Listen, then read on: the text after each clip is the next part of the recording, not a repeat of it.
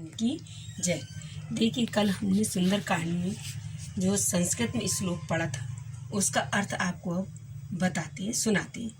शांत सता प्रेमम, शांत सनातन अप्रेमेय मतलब प्रमाणों से परे, निष्पाप मोहरूप परम शांति देने वाले ब्रह्मा शंभु शिव जी से निरंतर सेवित वेदांत के द्वारा जानने योग सर्वव्यापक देवताओं में सबसे बड़े माया से मनुष्य के रूप में दिखाने वाले, समस्त सब पापों को हरने वाले, करुणा की खान, रघुकुल में श्रेष्ठ और राजाओं के शिरोमणि राम कहने वाले जगदीश्वर की मैं वंदना करता हूँ। अब आधे श्लोक का हमने आपको अर्थ बताया। देखिए, अब जो 4 लाइन का श्लोक था उसको बताया। अब देखिए, हम जो 4 और शेष रह गई हैं उसका अर्थ आपको सुनाते हैं। नान्या इस प्रकार ये कहते हैं, हे रघुनाथ जी, मैं सत्य कहता हूँ, आप फिर आपके अंतरात्मा ही हैं। सब जानते हैं कि मेरे हृदय में दूसरा कोई इच्छा नहीं है। हे रघुकुल श्रेष्ठ, मुझे अपनी निर्मल पूर्ण भक्ति दीजिए और मेरे मन को आदि काम मेरे पापों से रहित कीजिए। ये श्लोक का अर्थ हो गया।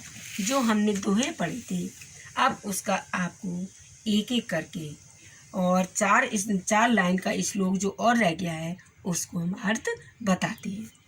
अत बल के धाम यानी अतुलित बल धाम, अतुल बल के धाम, सोने से पर्वत यानी सोने पर्वत माने सुमेर के समान कांति युक्त शरीर वाले दैत्य रूपी वन की गज करने के लिए अग्निरूप ज्ञानी रूपों से अग्रणीय संपूर्ण गुणों में निदान वाहनों से स्वामी श्री रघुनाथ जी के प्रिय भक्त पवन सुत यानी श्री हनुमान जी को मैं बार बार प्रणाम करता हूँ।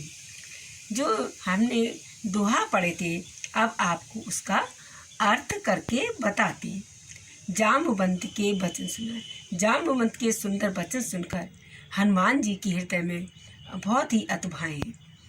जब जाम्बवंत बोलते हैं, हनुमान जी से कहते हैं, हे भाई, तुम लोग दुख हो सहकर कंदमूल फल, कंदमूल कहते हैं फलों को, कंदमूल फल खाकर तब तक मेरी राह देखना। और जब लगा वो सीते ही देवी, तब ये कहते हैं, जब तक सीता को तुम देख कर लौट कर आओ, कहाँ है अवश्य होगा, क्योंकि मुझे बहुत ही हर्ष हो रहा है।